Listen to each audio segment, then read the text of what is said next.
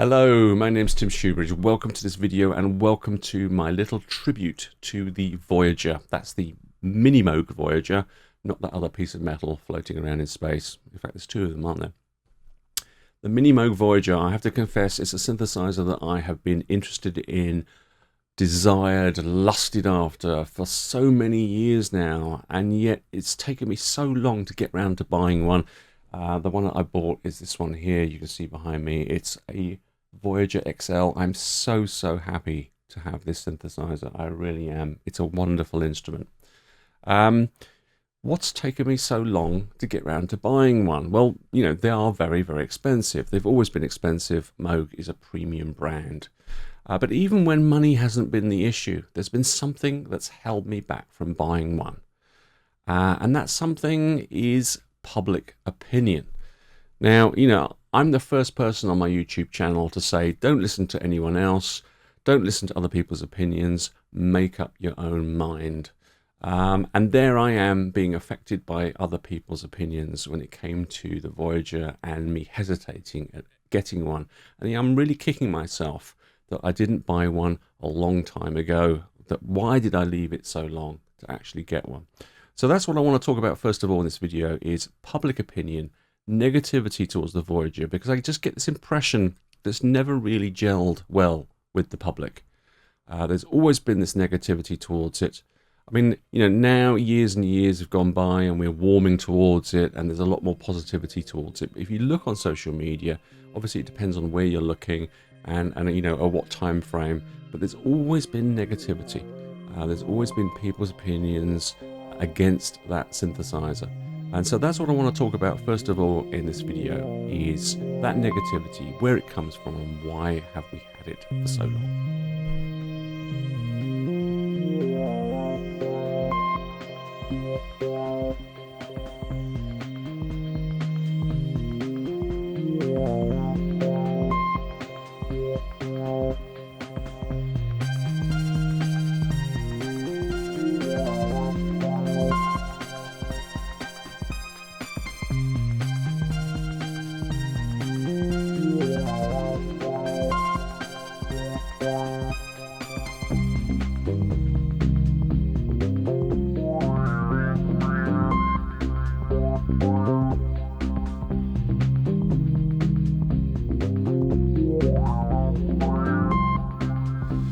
So I honestly think that to a large degree the Voyager was a victim of the times at which it was released. It was released in 2002. Now, back in 2002 we did have the internet, but it's not the same internet that we have today. There was no TikTok, thankfully. But there wasn't any Facebook in 2002. Facebook was launched in 2004, I think, and there was no YouTube either. YouTube was launched in 2005. But we did have something called the World Wide Web, and so therefore we had websites and we had web forums.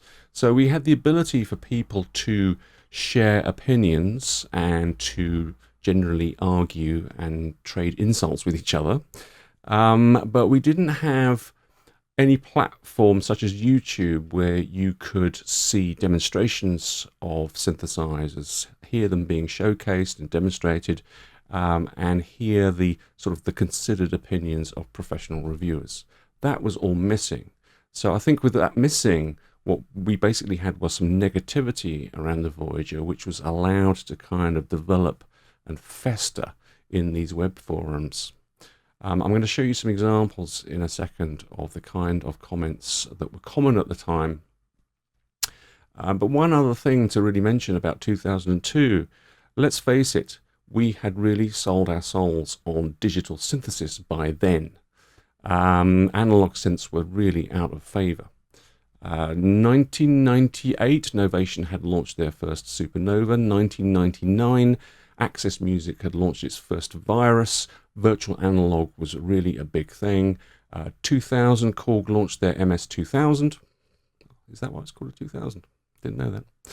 2001, Roland launched their first Phantom workstation, and Yamaha that same year launched its first Motif digital workstation. So it was all about digital synthesis, and with all of that competition, it's perhaps little surprise that the negativity around the Voyager centered around two things: its cost and its lack of capabilities. So let's take a look at some examples. Here's the first one by Anonymous. So you can see there, 17 years ago. After owning one for about 6 months, the novelty wore off. I sold mine. It's a great synth and sounds fantastic, but unless you're Rick Wakeman or Jordan Rudess or some other big timer with money to burn, it's really an excessive toy. Here's another one. So far, the head count isn't really in favour of the Voyager. I think this person is referring to the comments and those that are for it and those that are against it, both from a cost standpoint as well as the sound standpoint. I think my biggest beef about the Voyager is that it is a monosynth. As long as that's the case, I would never buy one at the price it sells for. Even if it sounded totally awesome, a monosynth doesn't cover enough musical ground anymore. Here's someone who's a little bit more harsh about it. This is an 18-year-old comment now from someone called Hans. Dinosaur technology, providing only one note of monophony. Is that a word? Monophony? Sound is good, but you cannot play pads. Sound formations limited compared to synths like Nord or Virus with more synthesis possibilities. Good furniture for the house. Good collectible. That's a good quote. I've got a cat. Hello. He's biting me. Kevin says, the Moog Voyager is a great one-note synth if you feel like shelling out $3,000 for that 1970s analog note. Then empty your pockets for this. But if you want far superior technology in 21st century machinery, look elsewhere. This is Dinosaurus technology, totally prehistoric. The guy who designed this synth was pure selfish. What else would someone not want to give you more when more basically doesn't cost any more than what is sold? This synth is a rip-off. I think that person was so angry that he found it difficult to string a sentence together towards the end there. Someone called Traveller, 18 years ago. This is a stupid waste of money. If you have to celebrate the Minimoog, then throw a party. In 2004, we don't need a monosynth, apparently. If we did, it wouldn't be this one. I flog studio equipment around Europe and the States and see quite a few of these sat around gathering dust, even more so than real Minimoogs. You see worn-out Tritons, Akai's, JDs, XPs everywhere, and then this bloody thing, usually switched off under a custom cover. Buy a real classic if you need to. There's nothing more crass and exploitative than a reissued 30-year-old monosynth, hand-signed by its designer, costing lots. Chris says, don't rub yourself on the microphone. Chris says, this is a very expensive indulgence you will use very rarely, so think before you buy. With Minimoog samples and real Minimoogs everywhere, really, why bother? No, don't press the keyboard. Hang on a minute. It's broken my keyboard. One last quote. Though I wouldn't mind owning a Voyager, I can't justify that expense on a monophonic synth that doesn't have the same warmth and snappiness as the original. I was lucky enough to find a Model D that needed repair, but was a bargain. But had I not found it, I still wouldn't have purchased the Voyager. So there, with that last comment, we're hinting at another reason, a third reason for the negativity against the Voyager, and that is that it is not a Model D and it doesn't sound like a Model D.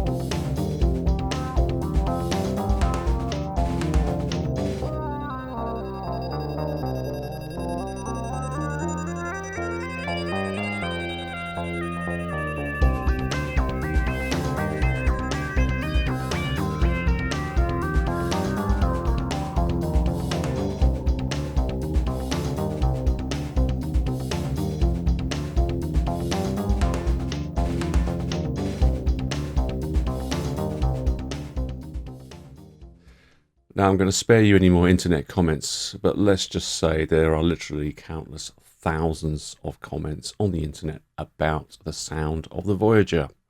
Comments along the lines of how it lacks any clarity, any warmth, any character, how you can't sit it well in a mix, how it sounds muddy, how you can't multi-track it. There are countless accounts of people who have just bought their Voyager, are very disappointed with it, and then cannot sell it because no one wants to buy one off of them. I even came across a post in 2014 with the title, "I Think I Hate My Moog Voyager." Sounds like a punk song, doesn't it? Now, over the years, Moog produced countless variations of the Voyager for whatever reason, and I'm going to cover those variations a little bit later on in this video. But for now, I just want to mention one very specific version, which was called the Voyager Old School. It was released in 2008, and that same year, there's a very, very good magazine-based review of it, Sound on Sound magazine, one of my favourite magazines.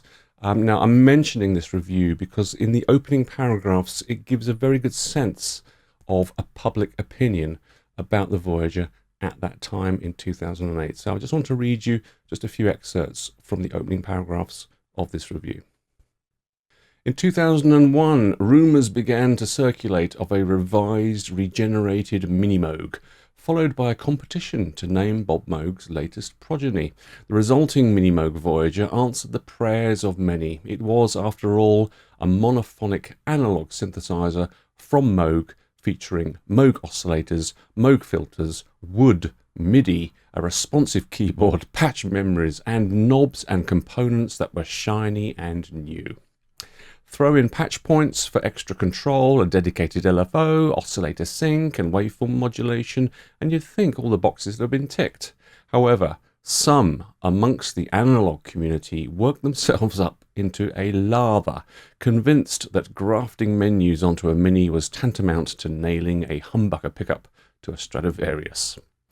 Some saw it as cheating to dial up a patch from memory rather than making your own on the spot every time.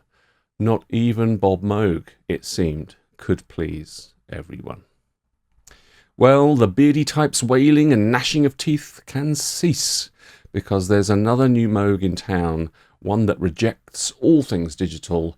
Ladies and gentlemen, let me present the Moog Voyager Old School. It's such a wonderful review. I really do recommend you read the review in SOS Magazine. I'll leave a link to it below. I love the dark humour there, but as you can see, there's multiple references there to public opinion being negative about this particular synthesizer. And it just amazes me that people actually expected Bob Moog, who is, let's face it, a designer, an inventor at that time, they expected him to create a clone of something he'd actually originally invented 30 years before, rather than actually inventing something new. It's a bit of a shame, isn't it?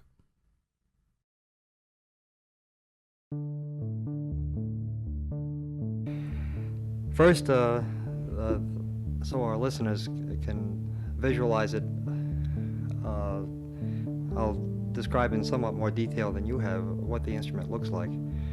At the base of the instrument, there are a couple of keyboards. At least the one we have here has two keyboards. They're conventional organ keyboards. However, they're not used in a conventional way. Behind the keyboards and above is a large cabinet full of panels. There are many small panels. Each panel is actually a separate instrument.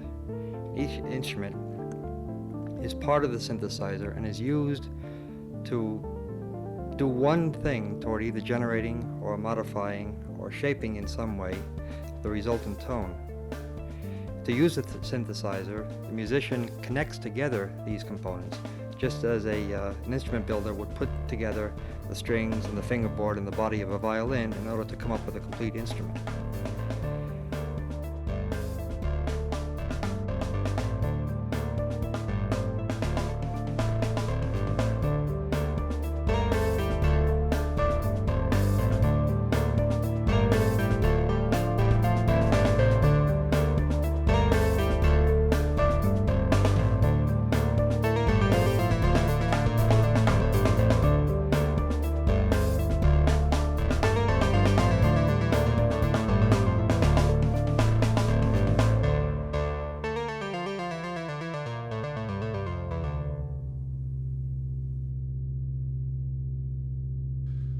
I've really enjoyed researching for this video, and I have to admit it got a bit emotional at some points because there's some wonderful footage of Bob Moog out there, including TV documentaries and interviews that he must have done not that long before he tragically passed away.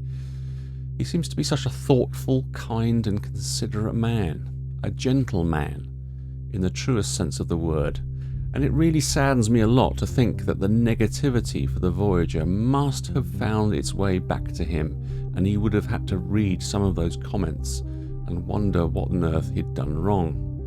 I mean, let's face it, the release of the Voyager was a very, very proud moment for Bob Moog. He'd gone through a lot since the Model D was first released.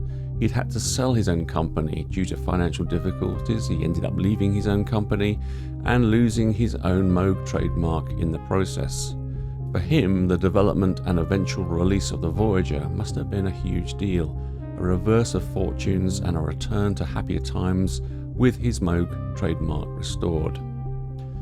Bob Moog's idea with the Voyager was to retain everything that was great about the Model D and to add modern features that the latest technologies would allow.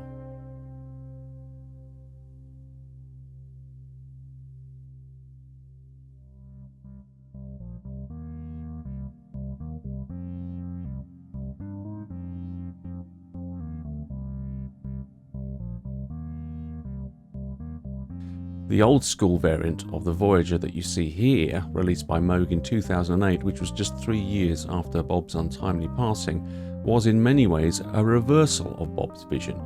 It was released to placate all of those who lusted after a Model D and not the Voyager. In making the Voyager old school, Moog decided to strip out everything that was vaguely digital. They removed the screen, and with that the menu system, and with that the patch memory. And they even removed the LED lights that would normally light up the pitch and mod wheels. They removed the XY pad, even though that component was actually voltage controlled, in other words, it was analog. And most bizarre of all, they removed the MIDI connectivity. I mean, how daft was that? So, Moog created a Voyager that looked uncannily like a Model D and functioned very similarly to a Model D in terms of its interface. But it still didn't sound exactly like a Model D because they didn't touch the Voyager synth engine at all. We still have the Voyager's variable waveform oscillators, and we still have the Voyager's dual stereo filters. It's no wonder that the old school Voyager didn't win over the Model D diehards. Moog discontinued it in 2009, the very next year after it had been released. So let's have a look at all the other Voyager variations that Moog released over the years. So here we are, we start with 2002, the initial release of the Voyager. The first 600 had Bob Moog's autograph on them, and they sold for $3,500 each, and they were called the Signature Edition. After those 600 had passed by, we have a regular selling price of $3,000, and it's called the Performer Edition. 2003, the VX351, the little expansion module for CV connectivity, was launched. And then in 2004, we have a limited edition, the 50th Anniversary Limited Edition. 2005, the Rack Mount Edition is released for $2,800. And then also in 2005, we have an electric blue. It's got blue LEDs and it's got a backlit front panel.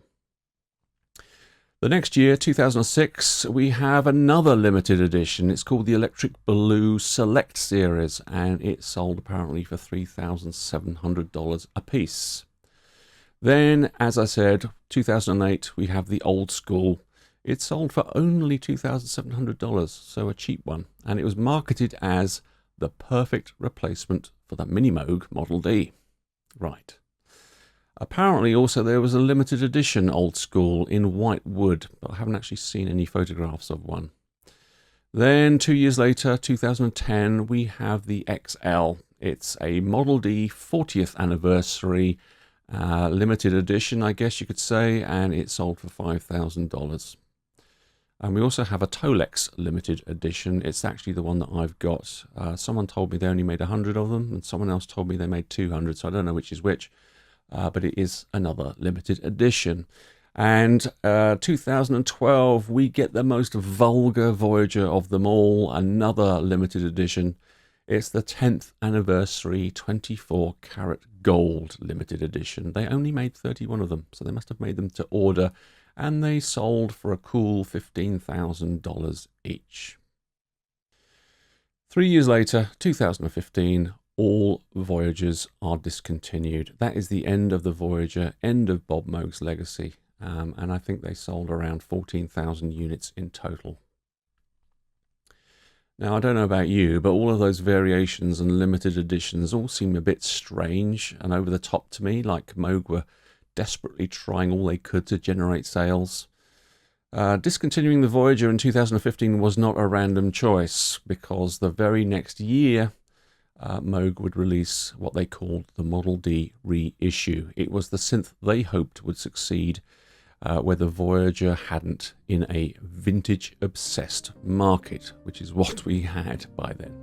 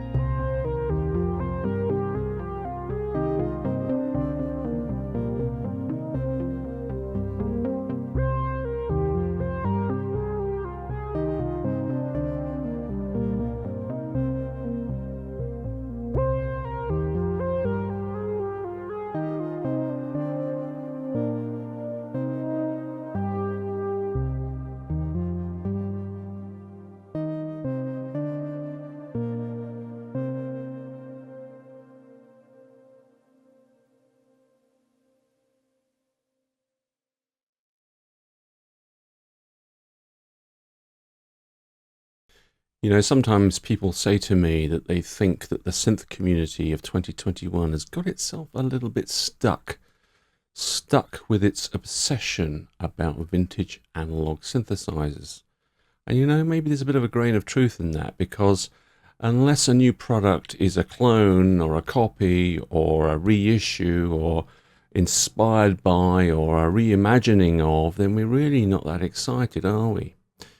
You know, the one thing that researching this Voyager video has taught me is that our obsession with vintage analog is nothing new. It's there, you know, loud and clear back 20 years ago when the Voyager was first announced and then released. You know, Bob Moog gave us the Voyager, a forward-looking, powerful, but incredible sounding synthesizer, yet apparently what we wanted was yet another Model D. And it took Moog Music 13 more years before they caved in and gave us what we really wanted, the Model D reissue, which was a backward looking, less powerful, but still incredible sounding synthesizer. You know, Moog Music aren't the only manufacturer to get a little bit tied up in knots with the public's continuous obsession with vintage analog. Just look at Dave Smith, for example. In 2015 at NAMM, he made some important announcements. It seemed like he had created a worthy successor to the infamous Prophet 5. My Prophet 5 was right next to the Prophet 6, and we A-B'd them on all 40 sounds, and it's amazingly close. I mean, sometimes indistinguishable, mostly indistinguishable. So it's just really cool how that came out. But then, just 5 years later, it seems like he had a new worthy successor to the Prophet 5, a Prophet 5 reissue, if you like, the Rev 4 as he called it. So was the Prophet 6 not a worthy successor to the Prophet 5 after all? You know, maybe in hindsight, the Prophet 6 was Dave Smith's Voyager moment. I'm not into reissues. I did it once, I'm not going to do it again. I've never been into reissues. There's no reason to redo something I've already done. That was a bit cheeky of me, wasn't it? I just couldn't resist. Anyway, let's get back to the Voyager, which is what this video is supposed to be about. I want to just cover a couple of things I think is really important to cover regarding the sound of the Voyager, because there's an awful lot of criticism about the sound of the Voyager. So let's just get a couple of things straight here. The first thing is the sawtooth of the Voyager. Now, if I've seen one comment online about the sawtooth, I've seen 100. There are so many people out there who say that the sawtooth of the Voyager sounds nothing like a Model D sawtooth. And you know what? On the face of it, I'd say that they are correct. It doesn't sound anything like it. But you have to really own an oscilloscope to see what's going on. Right, so on a Model D, the waveforms are selectable with a switch. You can't get them wrong. Whereas on the Voyager, it is continuously variable wave shape.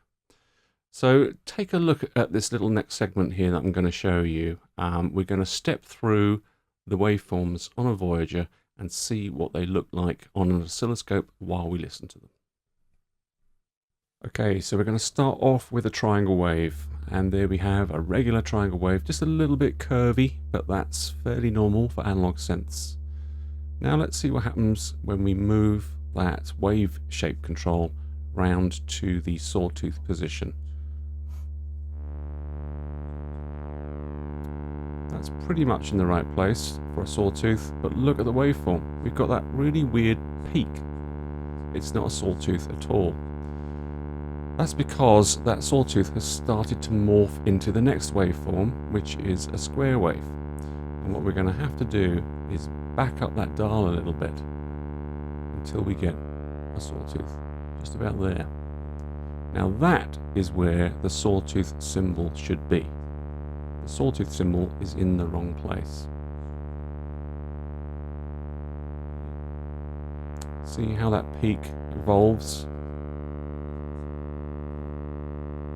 It's a very, very weird buzzy sound. It's not a sawtooth at all at that point. Let's just go through the rest of the waveforms here just to see what they look like. So here we're coming around to square wave, and you can see there that the square wave is nice and equidistant. That square wave symbol is in exactly the right place. It's absolutely fine. And as we go further around on the dial, we're getting into pulse width territory.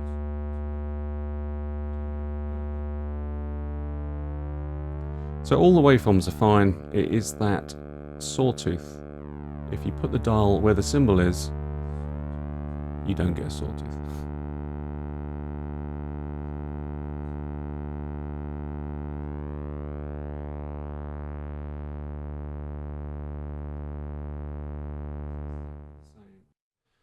So that's the mystery of the sawtooth solved. And obviously, if you're setting the Voyager to what you think is a sawtooth and creating patches with it, and let's face it, sawtooths are very, very common in patches, then your patches are not going to sound particularly warm.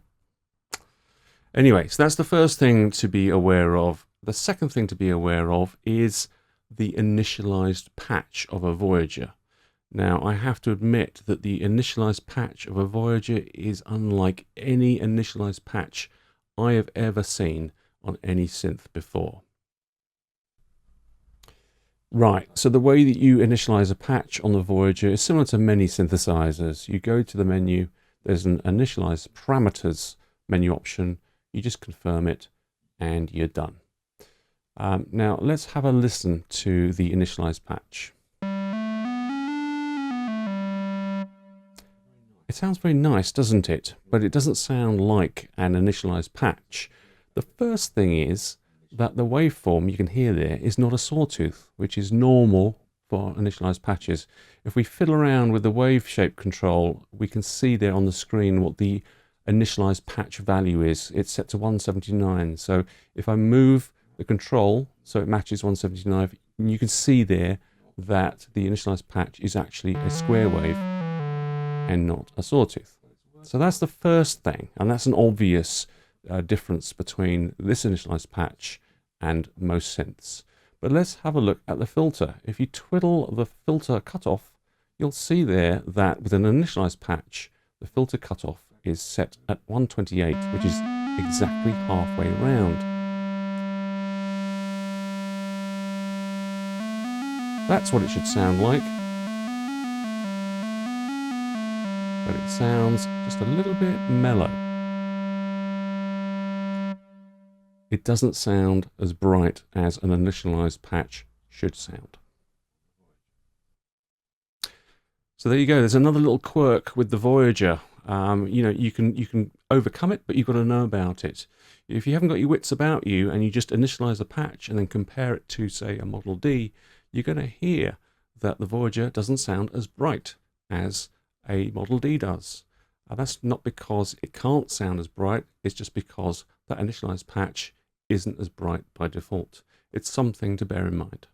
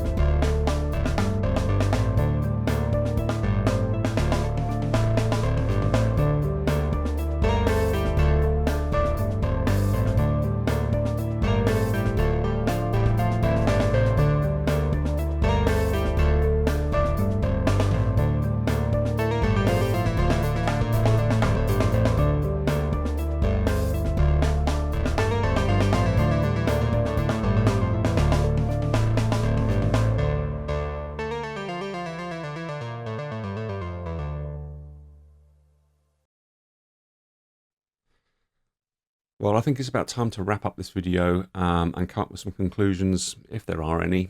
I mean, when I started out planning to do this video and record it, I actually wanted to do a sort of like a standard kind of thoughts on video where I go into some details about the synthesizer and do a kind of like a mini review, if you like. But as I was researching it and I was seeing all that wonderful footage of Bob Moog, and I was revisiting all those negative comments that I've been reading and trying to ignore for years now, that it kind of all got to me a bit, and I thought, well, you know, that's what I'm going to focus on. Try and make those wrongs right. But, you know, at the end of the day, they're just opinions. They're people's opinions. I mean, I really love my Voyager here. I'm so glad that I bought it. And of course, so many people are going to say to me, you know what, it's just not worth the money. There are so many other alternatives out there. Absolutely right. It's 2021, nearly 2022, and I don't think we've ever had so much choice as now in the analog synth market. There are an awful lot of alternatives out there, and certainly monosynths. But you know, these are just people's opinions. I mean, if you like the sound of it or you don't like the sound of it, if you want to think that you can't put it in a mix, then that's entirely up to you. The last live act that I saw just before the pandemic hit was Tangerine Dream, and I counted at least 3 Moog Voyagers on that stage, maybe even more than that. So if it's okay for Tangerine Dream, then I think it's okay for me. I mean, really, honestly, though, seriously, when I sit down at that Voyager and I play it, the sound is huge. The sound is massive. It's very smooth, very warm, very creamy. I love the sound of it. Is it nostalgia? Yes, probably. There's some nostalgia in there. But for me, it's inspiring. It inspires me to play it. It inspires me to write music with it. And I can't think of a better qualification for an instrument than that. So for me, it's a keeper.